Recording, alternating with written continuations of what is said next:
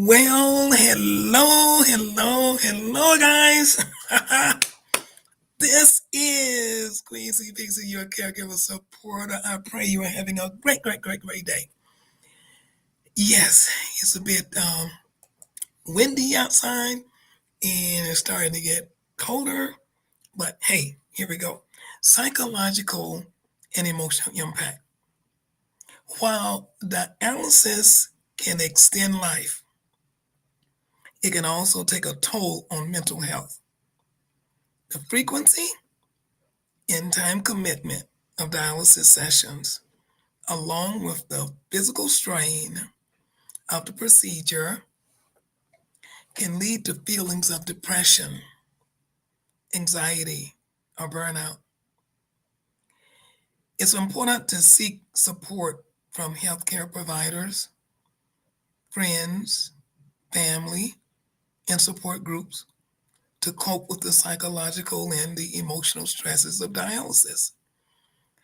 Guys, my name is Quincy Pinkston. I'm your caregiver supporter right here. And the reason you always hear me talking about supporting Black family caregivers and about dialysis is because I did care. This is my late husband, Ben, and he was on dialysis for like 20 years and also cared for my late mom, who was not on dialysis but elderly. So this is what I do. I do what I do because of what I've been through. And that's why I come, research, and bring information that I believe that can help you and your family as you're on this journey. So yesterday we talked about the medical part. I promise you today we were going to come back and talk about the psychological and emotional part. And we're going to talk about that from the patient standpoint, what I just said. It can be very challenging mentally for them to have that going on. A lot of things take place, but we also have you. In my big heart is to you, the one that is providing the support. This is the one that is often forgotten, you. And so I'm going to type in over here on our board today, just the heading, I think it is going to be, which was the point number 2, is emotional. Emotional and we say mental, you know, it's working on your psychic, your psychological impact. And I know that in historically in the Black community, um, we don't want to talk too much about mental health, and what's going on with the mind. It has always been like a taboo, a no-no, that you're having some your mind is just, you're having some issues. And we know of people, I do, that are in my community growing up. They had huge mental issues, but it was taboo. You wouldn't talk about it, or you pretend I don't know how we did it. It was very crazy. And now that I look back on it and I see people that suffered because of our culture, you know, but we're talking about now, you can say something. And I encourage you today to say something. If it's getting too much, you're getting overwhelmed, say something. So one of the first things that we look at is what? Stress and anxiety. Under emotional and psychological impact. Impact means how it affects you. What is the impact is having on your psychic, on your body, on you? What is that impact, right? So stress and anxiety is the first bullet point. And right now, I'm just gonna say this, guys. I gotta be real. If you're in America, you probably got a lot of stress and anxiety going on. And I think about that if you are not caring for someone, an individual who is on dialysis or whatever, and we're talking about dialysis today, hemodialysis, and it could apply to any other ailment, but you have this stress anyway because society brings in stress.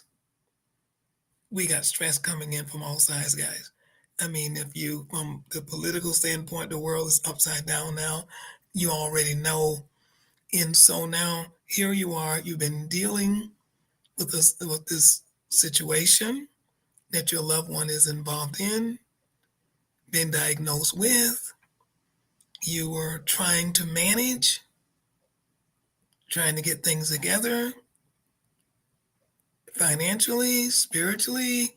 All of this is going on.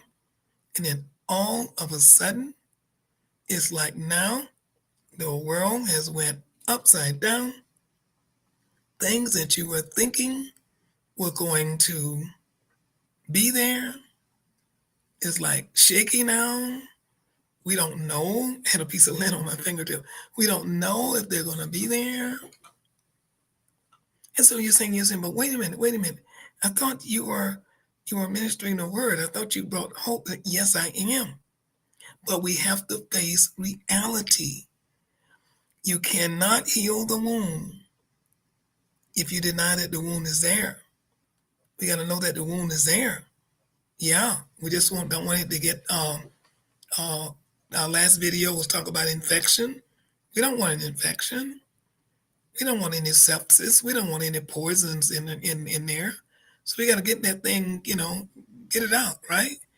So we have to admit that stress and anxiety is real and it's a part of something that we face as Black families.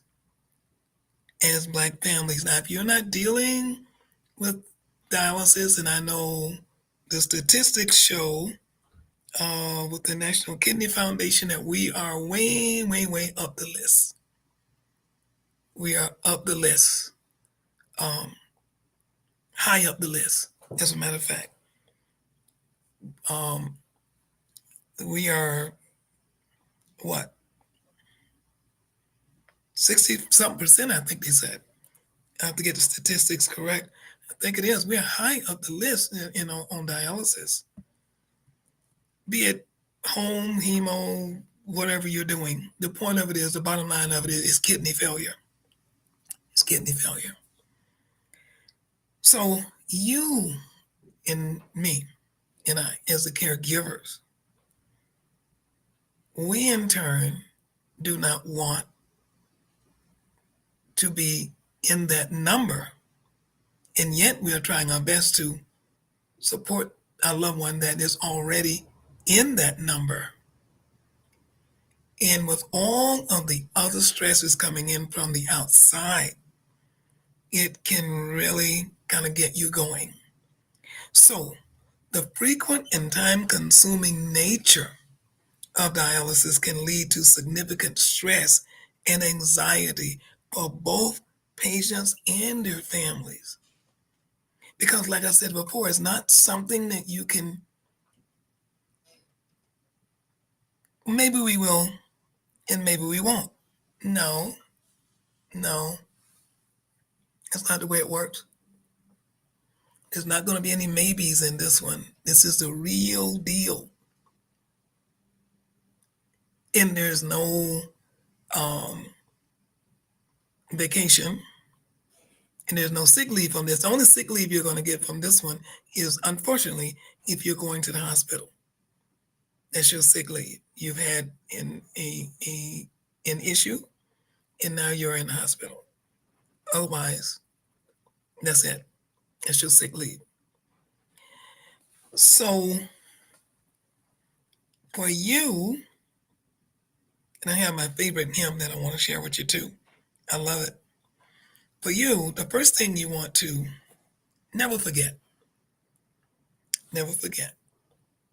that dialysis is a life-saving treatment for people with kidney failure. It's a life-saving treatment. And if they don't do it, then we have the other alternative. And that's where we're not ready to go until the Lord is ready for us to go. Okay? All right. But we know that it comes with risk. So we already got that. So there's no need in,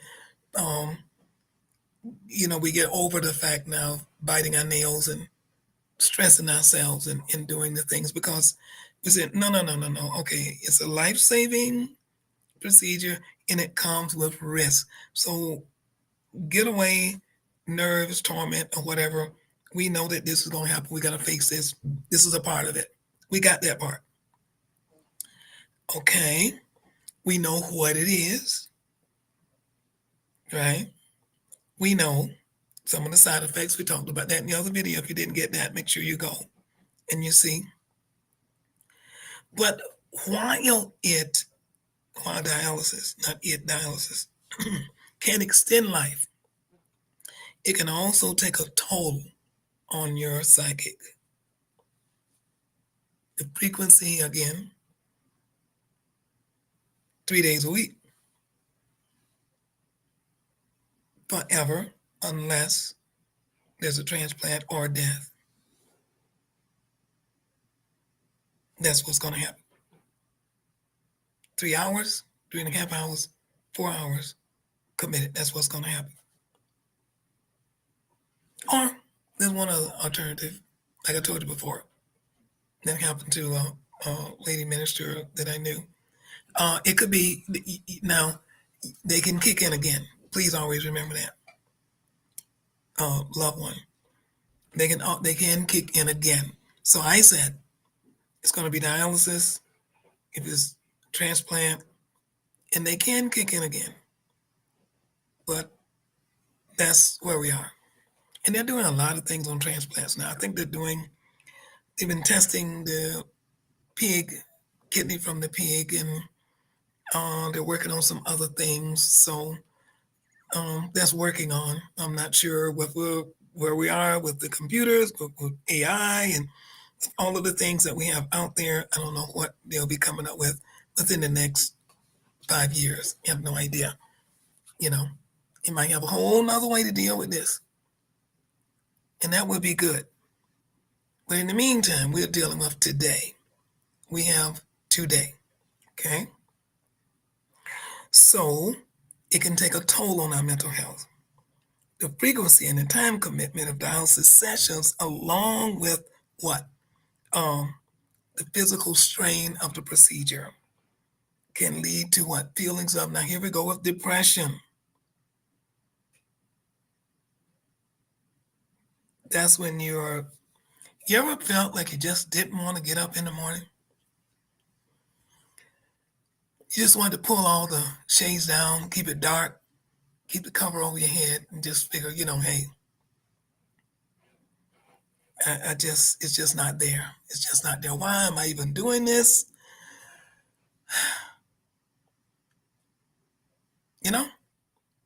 And a lot of people do. So for you,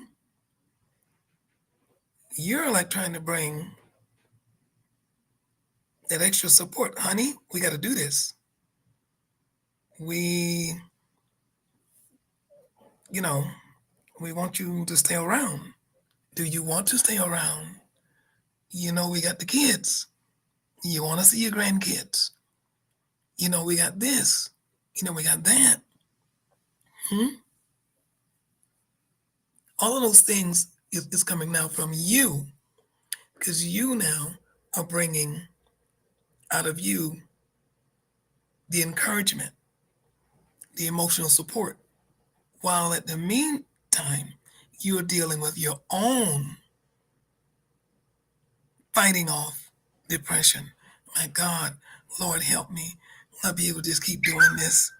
Will I be able to just keep going day after day? Sorry about that, guys. In doing this day after day, can I keep encouraging? Can I keep physically going? Can I just keep going? Can I keep on? I got the bills, I got the kids, I got this. My body is going through, just How much more, Lord? How much more? It's been 2 years now, been 3 years, been 5 years now. Lord, it's been 10 years. Lord, it's been 15 years. Lord, it's been 20 years. Lord, it's been a long time. What are we doing here? But yet you find a way to keep going, right? It says the frequency of time. Okay, we got that. All right, so we bring what? Depression, anxiety, or burnout. And why do I feel? I just opened up a Facebook group, guys. Same thing, Black family caregiver supporter. I just started. I got to go over there and put some information in, and I open that up so I could bring in more folks to come there as well. And you can just, I'll put it where you just share. It is no negativity there. Not just like here. Nobody's gonna put you down, beat you down. That's not what this is about. This is about a safe space. Make sure I write that word in the description when I go over there. It is for a safe space for you, the caregiver supporter, a safe place. And I really want it to be for Black families. And if you check out some of my other videos, I'll say that specifically. It can be for anybody, but I really, really I feel in my heart to focus on the Black family because of the cultural differences and the emotional differences that we deal with in the family structure. And sometimes it is hard for others to kind of identify with some of the things that we go on with there. And so I want you to give us an opportunity to come in and do that. But anybody is welcome. And anybody can pick up, saying anything that will help you, by all means, grab it, go with it, leave a comment. Love you.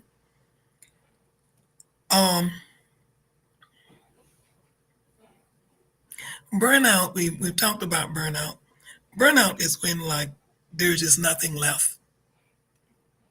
It's like there's just nothing left to give. And you don't want to get to that stage, or there's like nothing left to give. You don't want to be there. All right. So we do some things. Um, to help ourselves stay up. And as you see, it says uplifting. Help ourselves stay uplifted as we go through this. We got to reach somewhere and find some strength. It's not all going to be just inside of us. Yes, the Holy Spirit lives in us. Yes, thank God for Jesus. But he also is beside us to lead us and guide us into all truth. And he let us know it's okay to reach out to others and to know that we are not an island. He didn't make us to be an island. We're not separate to handle everything all by our lonesome selves. You can't. It will wear you down. Caregivers, it will wear you down. So we're saying here then, we need to seek some support. So the first thing I'm going to do is share with you my hymn. My hymn. I'm not going to sing it because I don't want to get copyright. Still working on being able to do my own music again without getting a copyright. I do it on TikTok over there. I'm good. Have that in other places I can play my music, guys. And yeah. You hear the girl over there singing. That's me. I do have an album out. Yes, I do.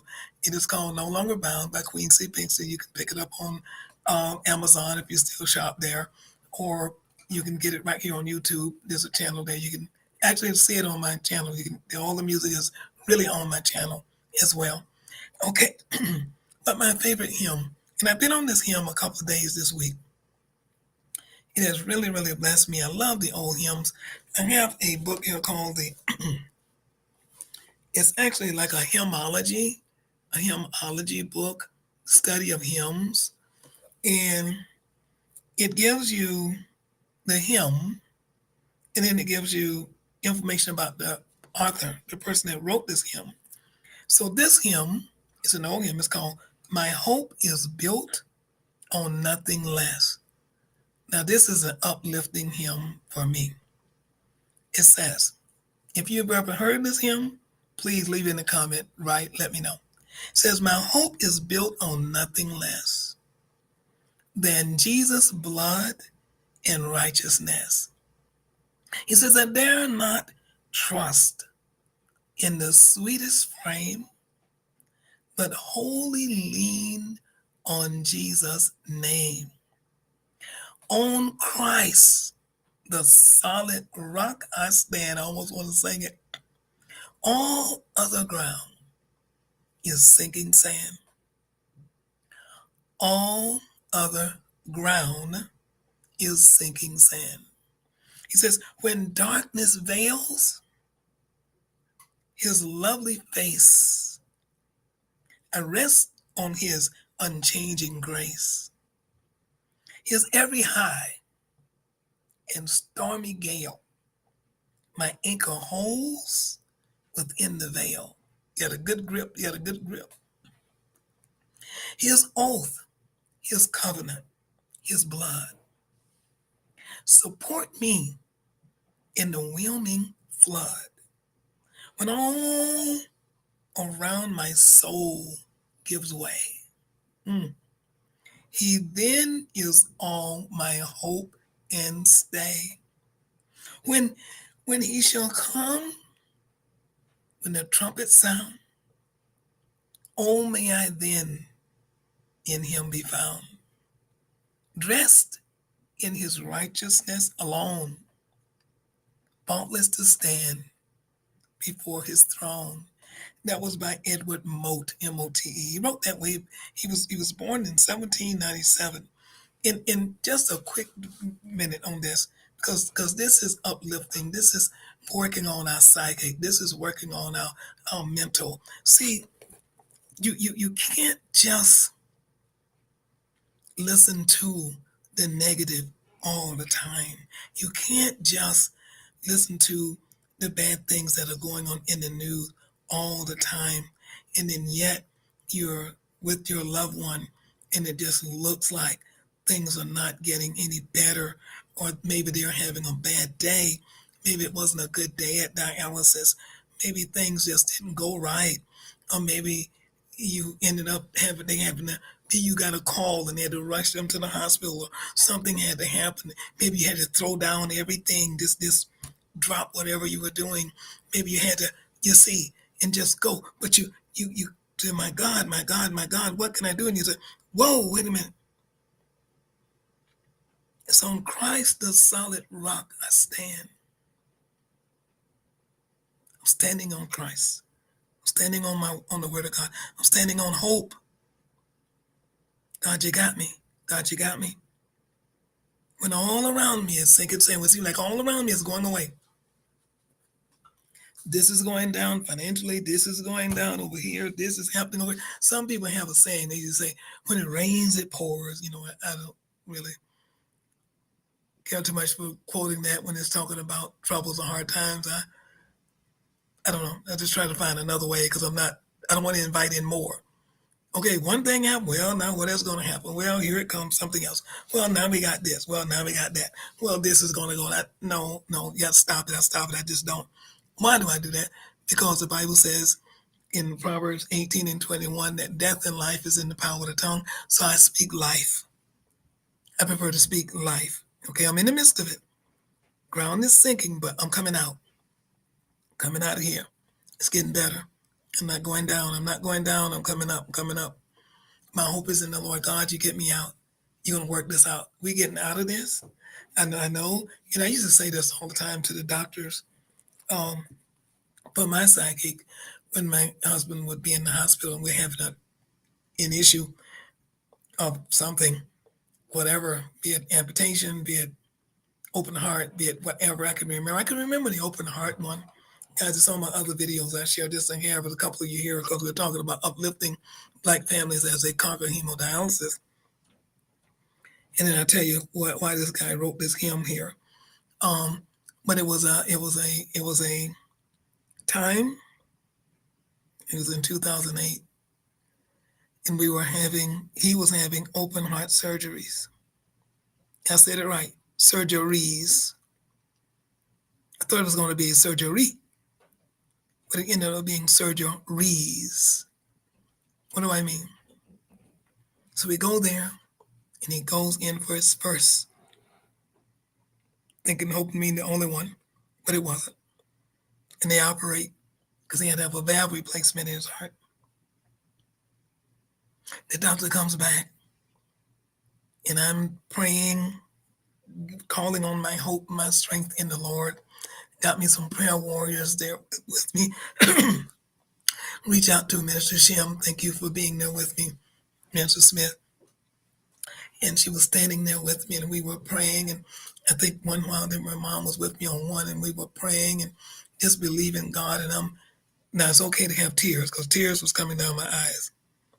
There were times that tears was coming. I'm not so strong that I don't cry. That don't mean that you don't have faith when you don't have tears. Tears is cleansing, and God gave us tears. I'm very animated, and I'm emotional. So as I'm going through and I'm praying and I believe in God, God, you're going to work it out. You're going to work it out. Standing on my hope in God. Then the doctor comes and he calls me into that little room they have. And he goes, my last name is Pinkston. So he goes, up here, he goes, Miss Pinkston, we are unable to stop the bleeder. I don't know what we're going to do. And by this time I'm going, in the name of Jesus, I'm saying, doctor, I don't know what you're thinking, but I know because I knew my husband and I knew his will. And I knew he had told me that he wanted to live. And I said, doctor, I don't know, but you go back and you try again.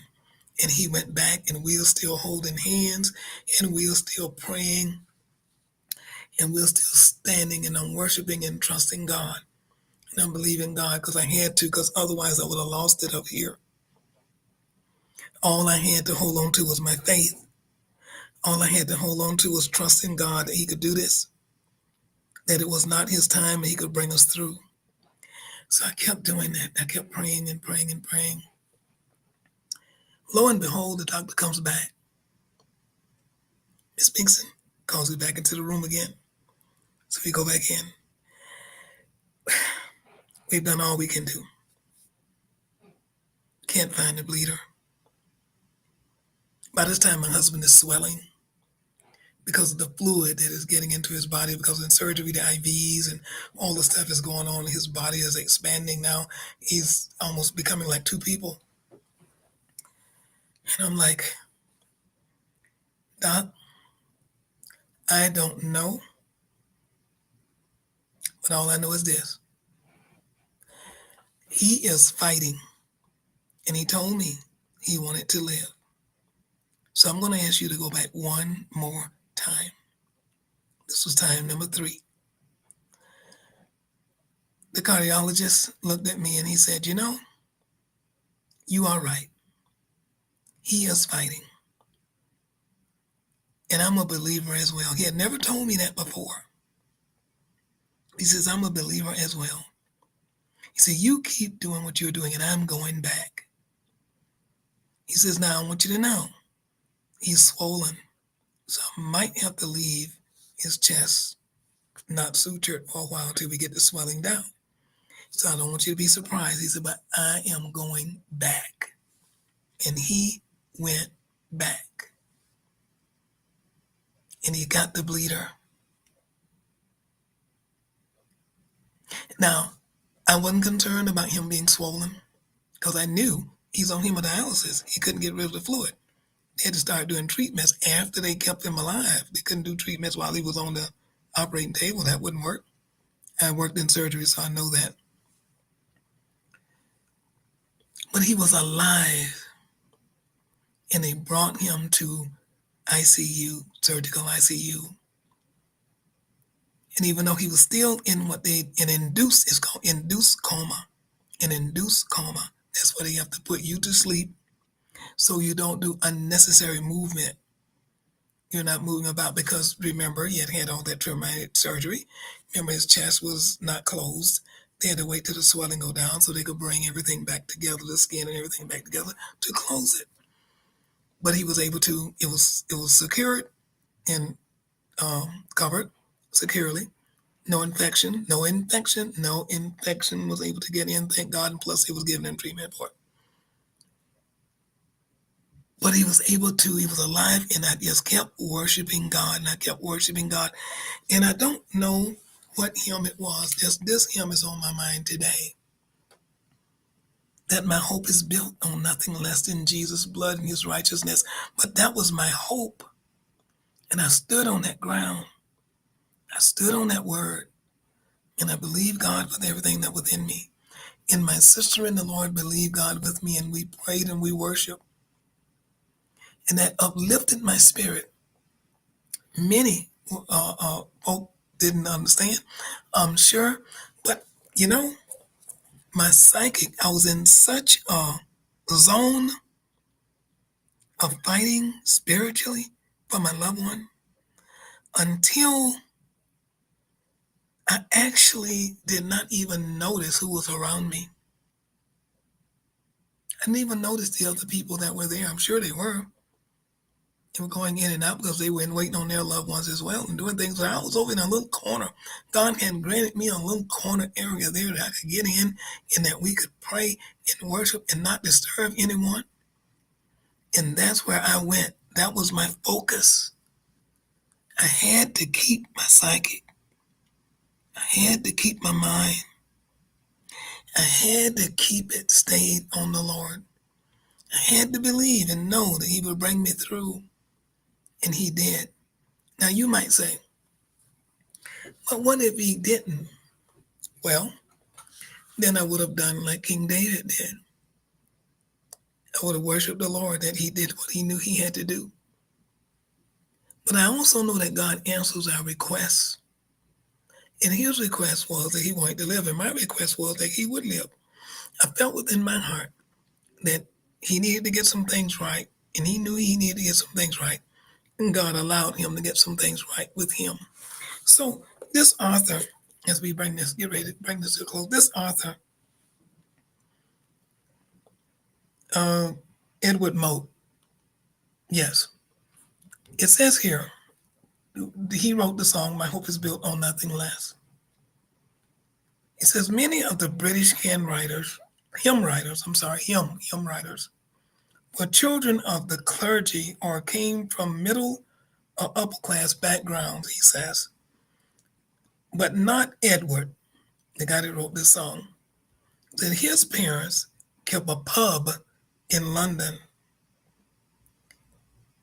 He said, my Sundays were spent in the streets, so ignorant, me not knowing, was I that I did not know that there was a God.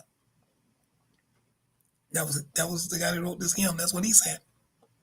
He said he was apprentice to a cabinet maker who took him to church where he heard the gospel message. Wow. Mote himself became a successful cabinet maker. Jesus was a carpenter as well. In London suburb and was active in his local church. Said Mote wrote his hymn while he was working as a cabinet maker. The chorus came to his mind as he was walking to work. During the day, the stanzas came to him. 2 years later, he published it in a collection of his own hymns and titled it The Immutable Basis of a Sinner's Hope. It is a hymn that combines deep biblical theology with sincere personal experience. Now, okay, let me be sure I did the right one. Yes, I did. Yes, I did, because they go one page to the next. Yes. So it was based off the scripture, 1 John chapter 1, verses 6 through 9, and talking about fellowship being with Christ. All right. So whatever enticed him to write that, even though he didn't know anything about the Lord, it has blessed many, many people over the years. It gives them uplifting their spirits. So you're saying, where is my hope? My hope is built on nothing less than Jesus' blood and his righteousness. I dare not trust in the sweetest frame, but wholly lean on Jesus' name. But I'm loving the chorus. I'm loving the chorus. On Christ the solid rock I stand. All other ground is sinking sand. All other ground is sinking sand. Anxiety, depression, burnout, being overwhelmed,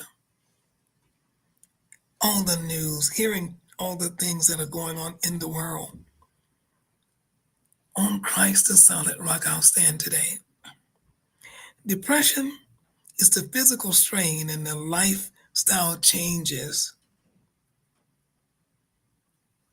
associated with dialysis can contribute to feelings of depression. It can make you feel down and out. The emotional support,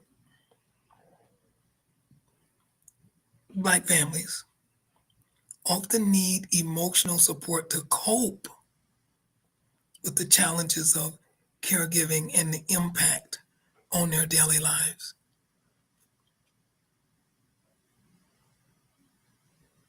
Families often need emotional support, be it spiritual, you need somebody to talk to. Someone said this: someone I care about needs dialysis but does not want it. What can I do? What can you do? What would you do with that? How would you handle that? Ask why they don't want dialysis. People often believe they will have a poor quality of life on a machine. Could be.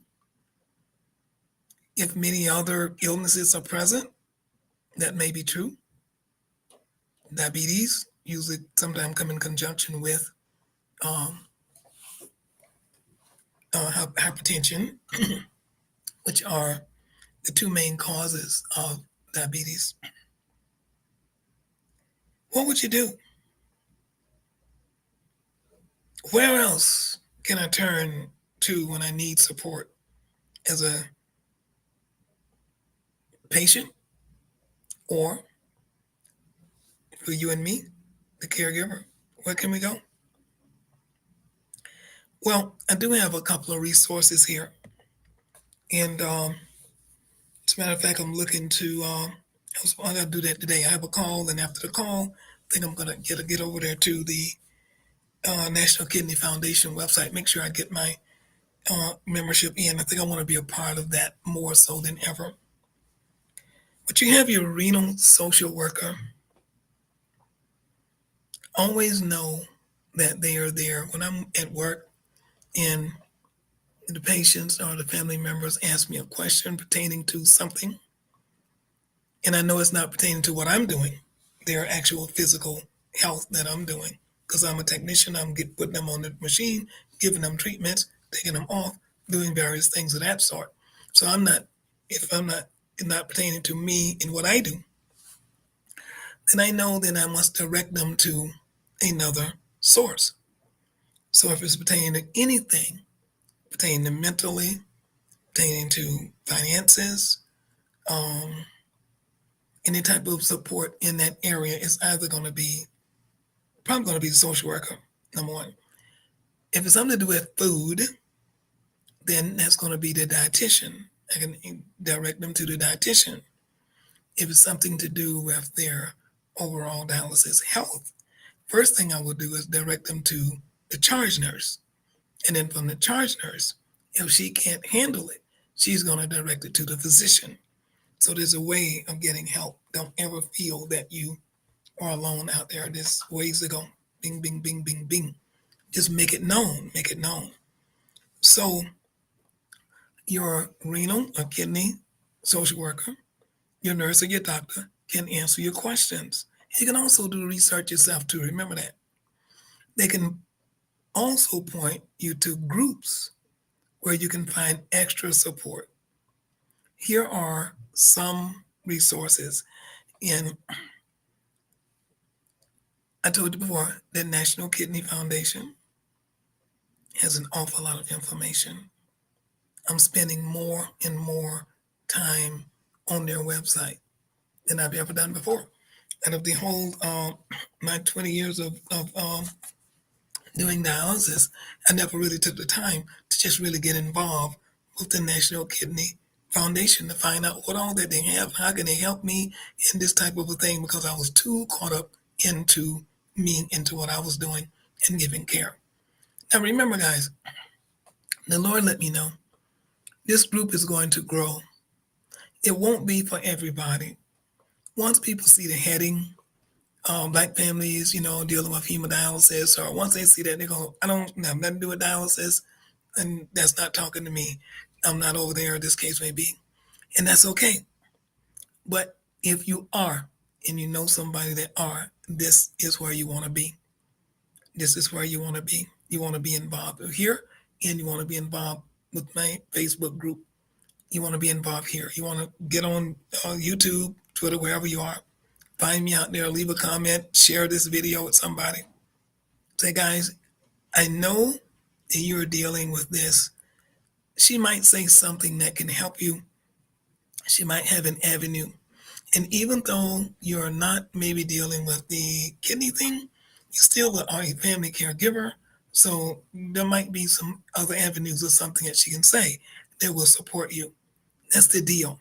We don't ever want to be at a place where we feel, well, it's not for me and I don't want it. No, because at the rate that Black people are on kidney with kidney disease, I got a feeling you either know someone or it's someone in your family that is dealing with this issue, and you do not want to excuse them. You want to be there to support them and to help them. Another resource is the American Association of Kidney Patients. That's AAKP. Okay? And I'm not going to type all of these guys in. I will put in, let me see what I can put in here. You can put in the National Kidney Foundation, NKF. Okay. Most people know about that one.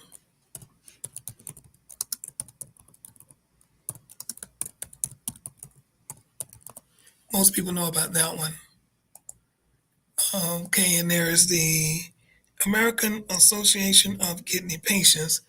That one is AAKP. Okay, you might know about that one. The American Association.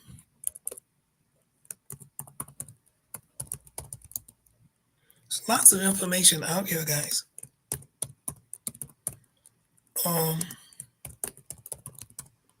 You just gotta look for it. You just gotta kind of look for it, really. There's the Renal Support Network. Don't know if you've heard of that one.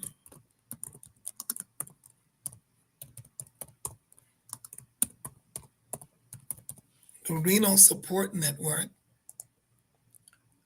There is the Kidney and Urology Foundation of America. I'm not familiar with that one. I have to look that one up. Kidney and Urology. You know what urology is? That's a urologist. He's the one that work on that area of our body. Kidney and Urology Foundation of America. And lastly, I have Dialysis Patient Citizens. Interesting, huh?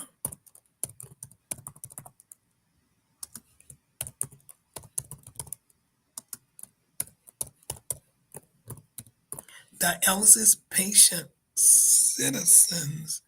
Interesting. Guys, if you knew about any of those, leave me a comment and let me know. Okay?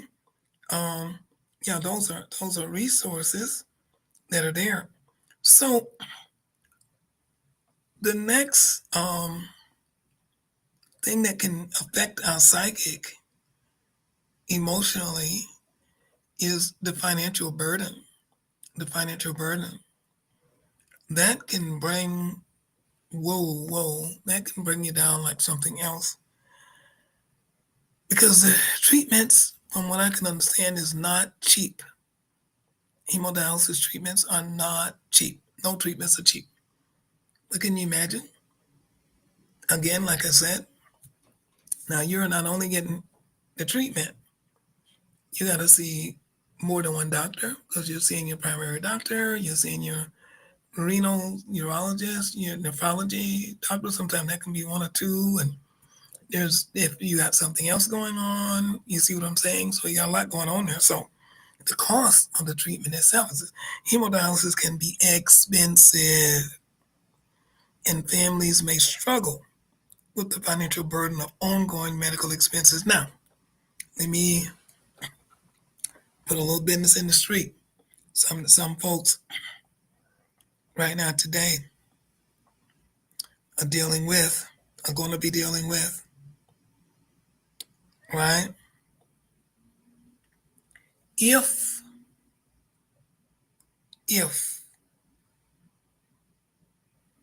I had not, seeing if there's something else down here I'm looking for.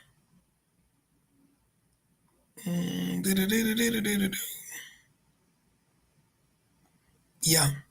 All right, here we go.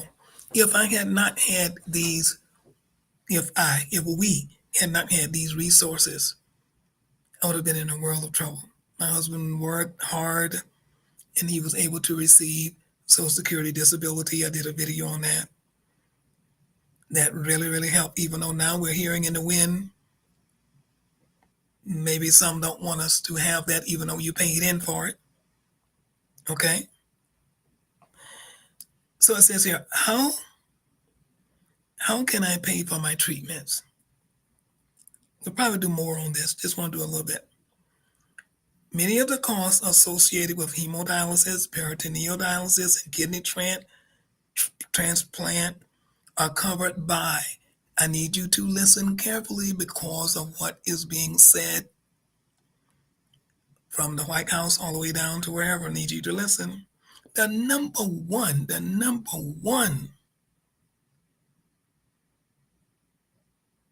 is Medicare.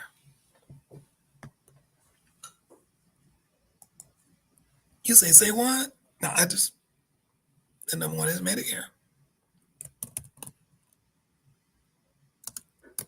How can I pay? It says the number one way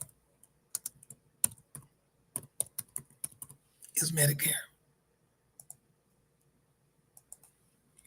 So, just a question. As you're listening to the video and you leave a comment, do you think that we should be fighting to keep Medicare? I know it's deducted out of my paycheck.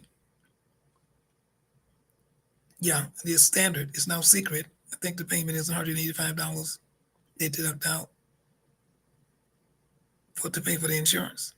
So it's not a freebie. It's not a freebie. So Medicare. Number two, private health insurance. A lot of people say they have that. Number three, it says TRICARE, formerly called Champus. If you are active in or retired from military service. Okay, that's what it is. Some of the patients have this. Yeah. I never really heard of that one before, guys. If you have, leave a comment. It is. But then again, we didn't do military. He was in military in the reserves, but we didn't qualify for that.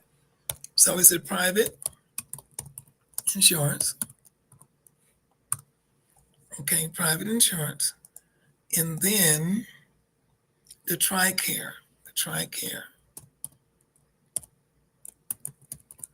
TRICARE, which was formerly called, they changed the name. Okay, yeah, Champus. Okay, which is really, let's just go forward here, which is really,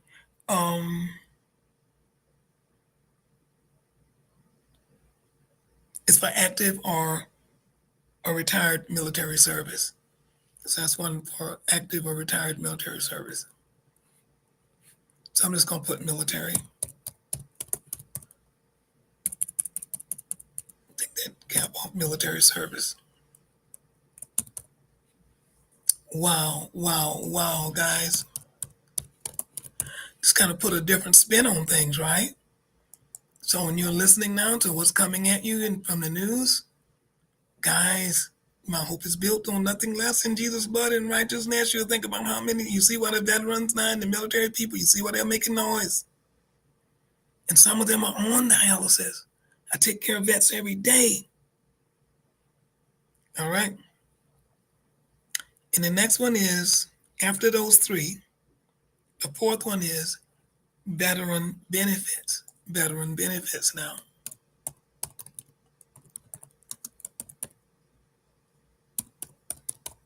Veteran benefits. Okay. And then after that, you have your state medical assistance. And I'm not sure, I have to research these out. I don't know how much they offer. Because I didn't really know all about these. So, I mean, I'm sure we received some of them. I just wasn't aware of all of the paperwork and everything that was going on. And this is state kidney patients where available. State kidney patients where available. So I'm not sure. State kidney. So you would talk to your social worker and counsel to find out, your financial counsel to find out what is going on here to help you manage, help you balance your emotional and your psychological impact. Because I'm telling you, this could mess with your psychic, guys. It says the financial counselor or social worker at your dialysis or transplant center can explain insurance coverage to you in more detail. So you definitely want to do that. Now, they have some 800 numbers in here for each one of these. And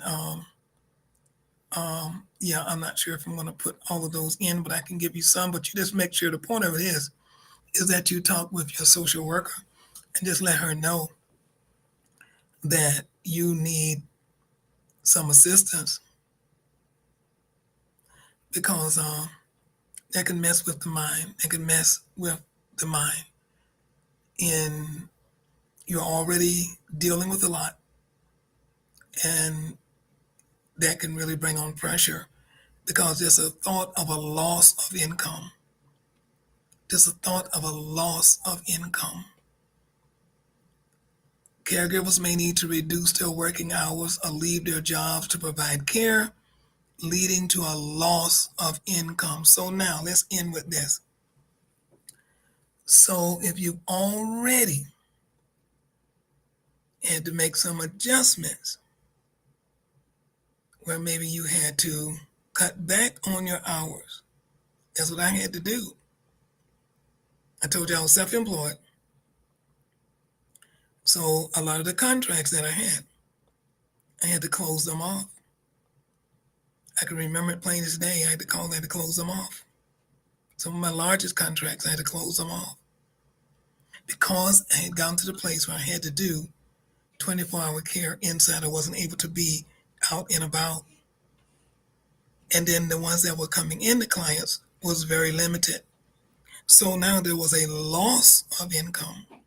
Then, if you think about the psychic, the stress, the anxiety, what is going on now is you're hearing all of these things. We're going to cut this, and then we're going to cut this, and we're going to cut this, and then we're going to cut this. You're like, oh, God, what? But my words to you today should go back to my hymn, and you remember it. Your hope is built on nothing less than Jesus' blood and his righteousness. So you dare not trust in the sweetest frame. You gotta, see all these. You thank God for all the things that I mentioned. Vets, you thank God for the benefits, because could be some veterans listening. Maybe we have veterans that are on dialysis now. Like I told you, many. And I know that you're biting your nails, and I know, and I feel you. I feel you. We need to do. We need to do. We need to do one day just a podcast just to honor our vets and to thank you for all that you've done. And we need to support you now. We got to pray for you and encourage you that the rug is not pulled out from under you. And not everybody appreciates you. Not everybody appreciates what you did. How you are able to allow us to have the freedoms that we have enjoyed for so long. In my family, I have cousins that did careers in the military, and uncles in the military, and two brothers in the military.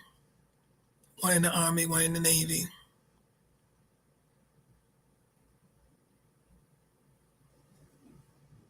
And to now to have your, at the time that you need it most, to have your financial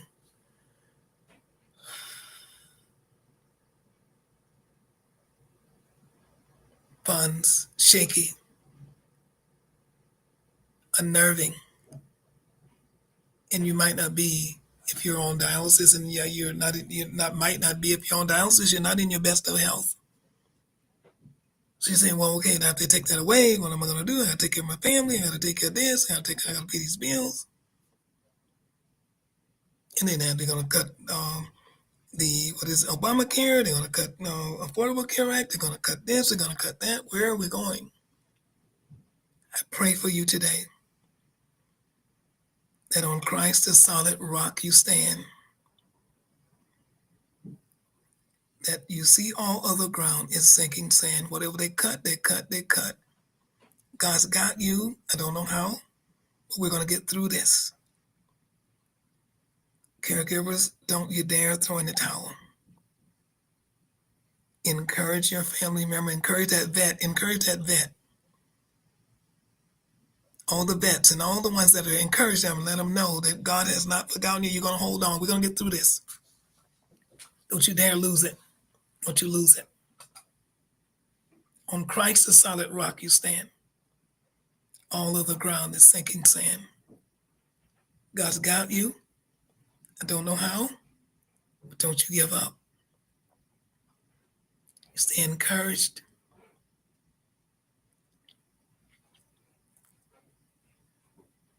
Hold on. Someone says a better day is coming. A brighter day is coming. Yes. You say, I don't see it. No. And that's why in the Christian faith, I'm not talking about the way out ones who are out there. In the Christian faith, it says we walk by faith and not by sight, because we don't see it. But we're going to pray and we're going to trust God. That there's going to be a huge, huge, huge big turnaround. You are going to continue being able to get your treatments.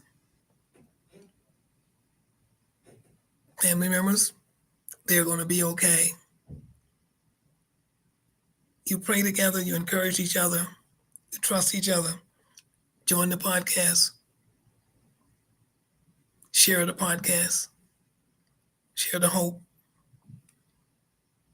I feel you. I know where you are. I've been there. Haven't been at the place where the outside was going to cut off things. But I've been in the struggle where I didn't know how we would make it sometimes from one month to the next, but God brought us through. He brought us through. So I need you to be encouraged and know that God's got you, okay? Know that God's got you, and I want to see you in our next video. Love you. God bless you. I feel you. Make sure you join my group on Facebook. We'll see you there. next time.